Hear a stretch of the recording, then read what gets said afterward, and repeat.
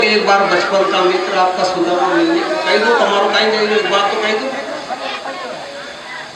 तो द्वारपाल ने जा करके भगवान से कहा कि ब्राह्मण देवता पधारे द्वार पर और आपसे मिलना चाहते हैं। आपका मित्र बता रहे, सुदामा जी नाम बता रहे और आपसे मिलना चाहते हैं।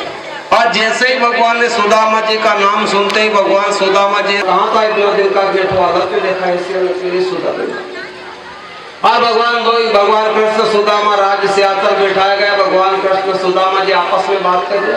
तो भगवान कह रहे सुदामा जी आपको विवाह भी हुआ कि नहीं हुआ? तो सुदामा जी कह रहे लाला कन्हैया विवाह भी हुई, थारी भाभी भी अच्छी बहुत बढ़िया में सुंदर और सुशीला भाभी बड़ी थारी। तो भगवान विवाह वाले सब ऐसा जल्दबाजी में हुआ कि 3 बजे तो सगाई का ठिकाना खोले, 4 बजे तो बहू घर में आएगी। अब अतने देर में कहीं तो याद करूँ मैं कहीं बोलूँ मारा तो सब विवाह ऐसा जल्दबाजी में हो तो कम से कम हम तो याद कर लेता। सुदामा जी भगवान कृष्ण सुदामा जी आपस में बात करेंगे तुम्हारी भाभी भी अच्छी बहुत बढ़िया में सुंदर सुशीला भाभी मिली तो कहीं तो मिले होगा, सोच नहीं कि खाली आप मिले। तो सुदामा जी वह चावल की पोटली कांख में छिपाई रहे, आवाज आता था जो भगवान के पेट दही चना खाता था नहीं बाकी आवाज आता थी। आज भगवान कह रहा सुदामा जी यदि हमारी भाभी बढ़िया तो कहीं तो मिले होगा, सोच नहीं कि खाली आप में मिले। तो सुदामा जी वह चावल की पोटली कांख में छिपाई रहा बाकी आवाज आता था। और भगवान कह रहे सुदामा जी अपना घर यदि हमारी भाभी भी बढ़िया सुंदर सुशीला भाभी ने हो बाल गोपाल कतरा है अपना घर।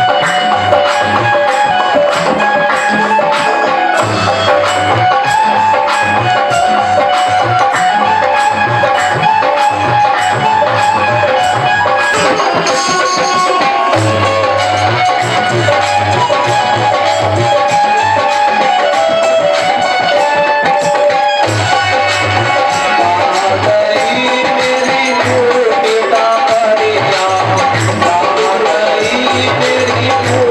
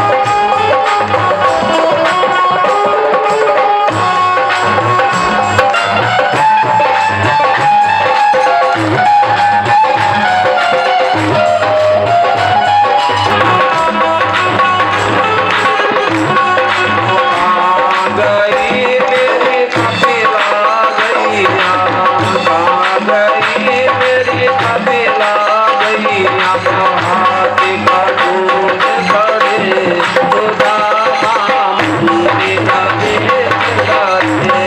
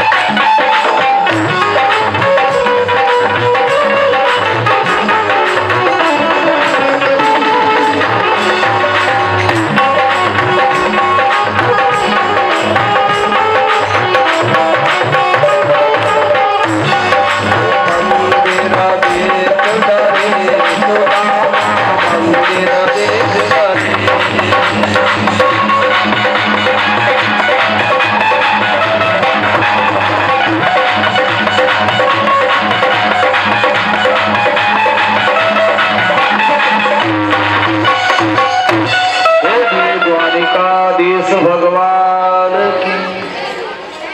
सुदामा जी अपने सुदामापुरी को मिले, सुदामा जी को बुला और सुदामा जी ने आकर करके कहा दे क्या हो, तो सुशीला पत्नी कह रही कि आप भगवान जी मिलवा गए नहीं, तो भगवान की कृपा हुई कि पूरी सुदामापुरी को निर्माण कर दिया भगवान के द्वारा। तो सुदामा जी अपनी पत्नी से कहा देख मेरे भगवान लाला कन्हैया ने कितनी तकलीफ उठानी पड़ी कि आज मेरे लिए पूरी सुदामापुरी को निर्माण करना पड़ेगा, और इस महल में रहूंगा तो मुझे अभिमान हो जाएगा, ना तो कोई पूजा आएगा नहीं कोई लाला कन्हैया की माला होगा समय। तो सुदामा जी उस महल को छोड़ करके जंगल में कदली के वन में जाती थी। भगवान द्वारिकाधीश कृष्ण अपने पुत्र शाम प्रद्युम्न अनिरुद्ध तीनों को बिठा करके रोज शिक्षा दे के गुरु ब्राह्मण की सेवा, यदि के ब्राह्मण की सेवा करो, गुरु की सेवा करो, अतिथि सेवा सत्कार करो, न पिताजी रोज ब्राह्मणों की बढ़ाई करे। आज ये काम करो क्योंकि ब्राह्मणों की परीक्षा तो लो, गुरु उनकी कहीं थोड़ा बहुत समझे बुझे भी है कि पिताजी रोज बढ़ाई करें ब्राह्मणों की, आज परीक्षा लेने की।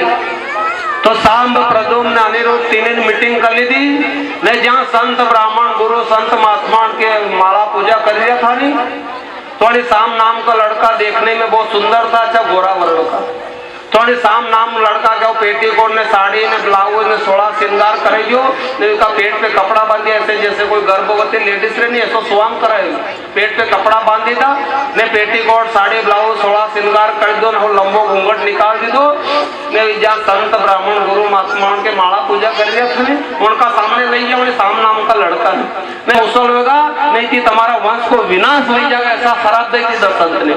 और संत वचन पढ़ते नहीं चाहे ब्रह्मांड पढ़ते जाए लेकिन संत का वचन निष्फल, और संत ने शराब दे दी था नहीं, थोड़ी शाम नाम का लड़का के वापस घर लेने आया नहीं, तो इसका पेट में नींद कोई लड़को हो नहीं कोई लड़की, लोड़ा को मुसड़ गयो तो कही जाए हाउ करो तुमने जो कहो तो ठीक है, पर रोया के लिया वो मछली ने पकड़ी नहीं, इनका घर ले जाए मछली के चीरी नहीं, तो इसका पेट में थी लोया को मुसल निकली।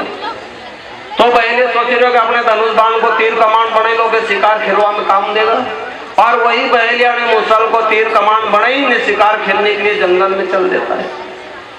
और आज भगवान जंगल में उदास बैठा है कि ऐसी औलाद थी तो वांझो जरण हो अपने कहानी कि अपनी औलाद मगड़ी पर भगवान की औलाद भी कम नहीं थी, उनके संत के तरक लग गया तमाते नहीं बने चाय पानी भोजन नाश्ता की तो उनके सताव तो मत उनके माला पूजा करता था तो उनके तरक लग जाए।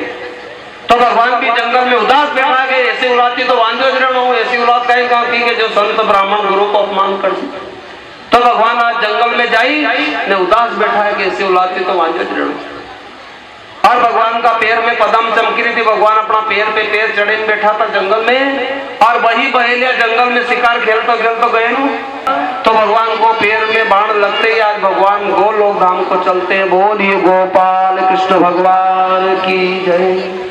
भगवान गोलोक धाम को जाते और यदुवंशी सब अय्यर नाम की घास उखेड़ करके एक दूसरे पे वार करते तो सभी यदुवंशियों का विनाश होता है, और बलराम जी क्षीर सागर में जा करके समा जाते, और उद्धव जी ने जा करके भगवान से कहा भगवान आप गोलोक धाम को चले जाएंगे तो कलयुग में पाप बढ़ेगा तो धर्म किनकी शरण में जाएगा। तो भगवान ने जाते समय कहा कि भागवत महापुराण जो आपका सामने रखी है ना तो कोई ग्रंथ है ना कोई पोथी है, साक्षात भगवान कृष्ण का रूप है। जो भी कलयुग में भागवत महापुराण को मानेगा उनके भगवान मनोकामना पूर्ण करेंगे।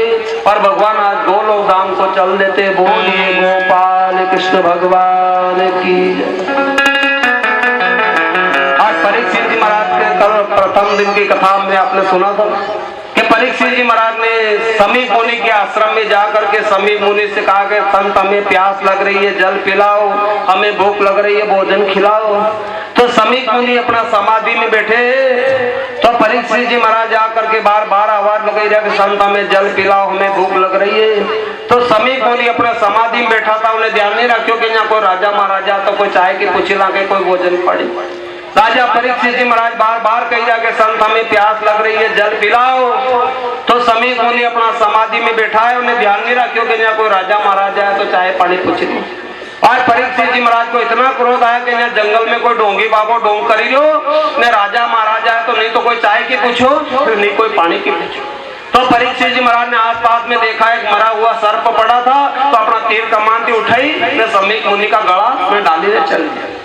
तो समीप मुनि के आश्रम में छोटे छोटे बालक खेल रहे थे ने, उन्हें जा करके समीप मुनि का पुत्र संगी ऋषि से कहा कि एक राजा साहब आया था घोड़ी पे सवार हुई ने अपना पिताजी के गले में मरा हुआ सर्प डाल करके चले गए। तो समीप मुनि का पुत्र संगी ऋषि आकर के देखते हैं कि पिताजी के गले में मरा हुआ सर्प पड़े। तो समीप मुनि का पुत्र संगी ऋषि को इतना क्रोध आया कि ऐसा कौन मूर्ख राजा था कि जो कि हमारे पिताजी के गले में मरा हुआ सर्प डाला। तो संगी ऋषि ने कोसू की नदी का जल लिया हाथ में और कहा कि जिस मूर्ख राजा ने हमारे पिताजी के गले में मरा हुआ सर्प डाला ना, आज से 7वें दिन तक्षक नाग आएगा और डस लेगा और अकाल मृत्यु हुई जाएगा, ऐसा श्राप मिला हुआ है। तो आज परीक्षित जी महाराज को 7वां दिन है। आज समीप मुनि की समाधि खुलते ही कही थी कि बेटा एक गौरमुख नाम का शिष्य को बुलाया और कही थी कि जाओ परीक्षित जी महाराज को सूचना कर दो क्या 7वां दिन है, तक्षक नाग आएगा और डस लेगा और आपकी अकाल मृत्यु होने वाली, तो अपनी मुक्ति को उपाय कर लो। तो परीक्षित जी महाराज अपने बड़े पुत्र जन्मेजय को राजपाट सौंपी ने गंगा का किनारा जाइने भगवान का भजन कर लिया। परीक्षित जी महाराज कह रहे कि सज धज कर जिस दिन मौत की शहजादी आएगी, शहजादी आएगी, ना सोना काम आएगा ना चांदी आएगी।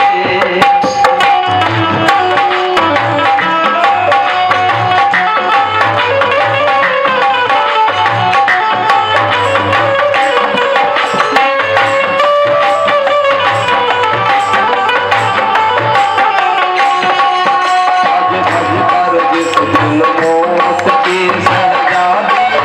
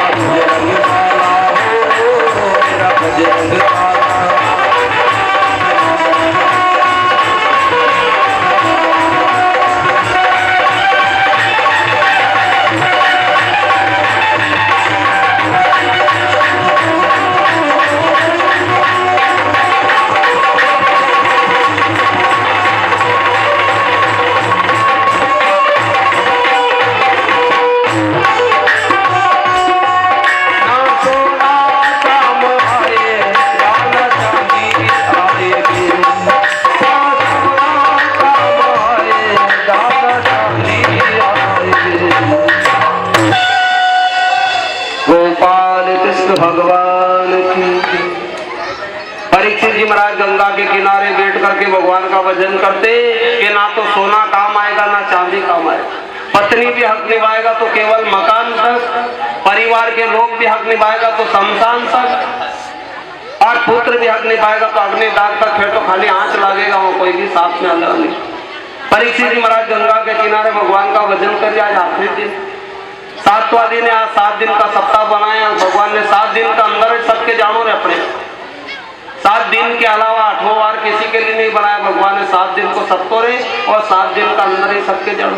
यानी कि दितवार के दिन जन्म होता है, सोमवार के दिन बड़ा वैजान, मंगलवार के दिन विवाह वैजान, बुधवार के दिन बच्चा बच्चे ने ऐसे करी ने 7 दिन को सबको रे और 7 दिन के अलावा 8वां वार किसी के लिए। आज 7वां दिन है। परीक्षित जी महाराज गंगा के किनारे बैठ करके भगवान का भजन करते हैं और सबके देखते ही देखते तक्षक नाग आकर के ढस लेते हैं। तो परीक्षित जी महाराज की अकाल मृत्यु होती। बोलिए गोपाल कृष्ण भगवान। तो परीक्षित जी महाराज के बड़े पुत्र जन्मेजय ने नागदा में जा करके हजारों सर्पों की आहुति दी गई। तो सभी देवता समझाते कि एक जीव की वजह से आप कितना जीव की हत्या मोल हो गई। इसी प्रकार से आज परीक्षित जी महाराज का उद्धार हुआ। बोलिए गोपाल कृष्ण भगवान की। भागवत कथा यहाँ सभी व्रत उद्यापन के महिला मंडल सभी माता बहनों के द्वारा आयोजन रखा गया है। हमारे बालाराम जी, हमारे नागेश्वर जी, हमारे ईश्वर भगवान सभी कार्यकर्ता यहाँ के जो भी सबका बीच में ये त्रयोदशी व्रत उद्यापन के आयोजन उपलक्ष्य में श्रीमद् भागवत महापुराण के कथा का आयोजन रखा गया है। तो कथा करते समय हमसे यहाँ की सभी माता बहनें के बीच में हम रह करके 7 दिन तक कथा करते समय हमसे किसी प्रकार की गलती हो तो अपना छोटा बालक समझ करके क्षमा करें। 7 दिन तक हम आपके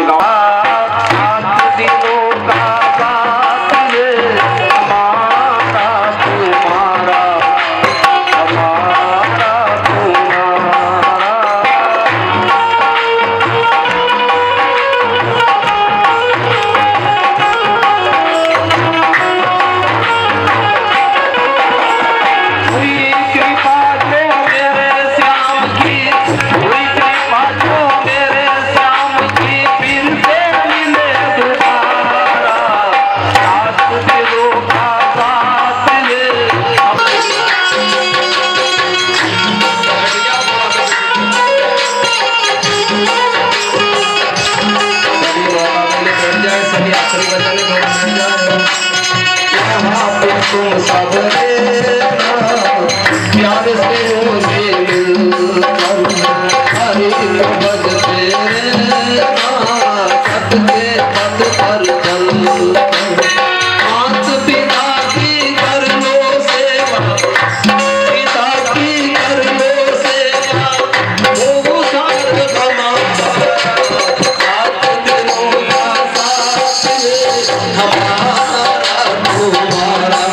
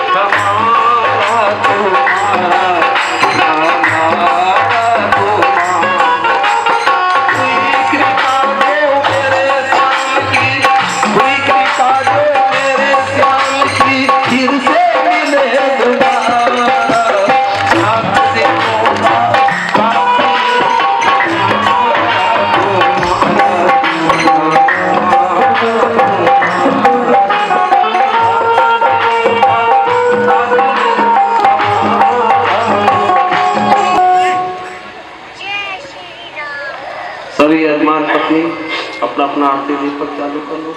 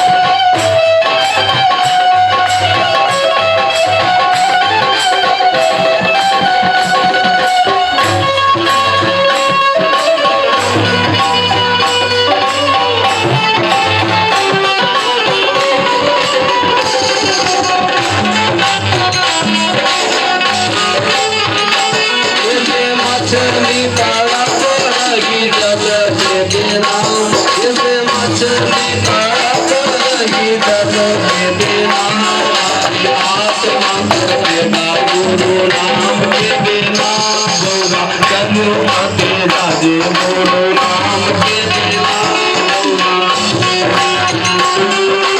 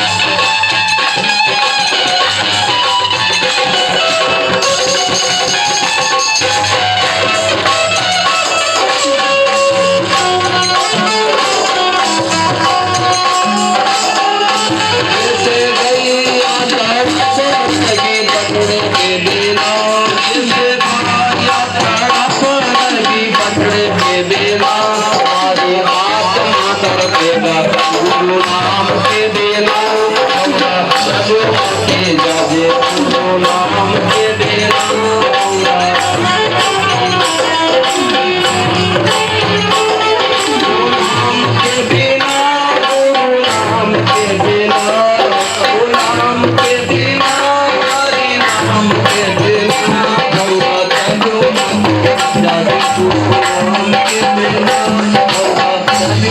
बिना, जाजे गुरु नाम के बिना,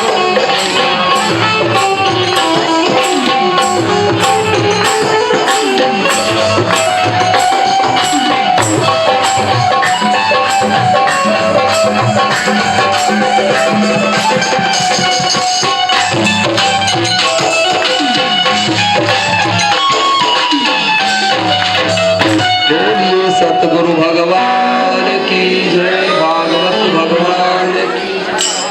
सभी अपना अपना दीपक आरती चालू करो।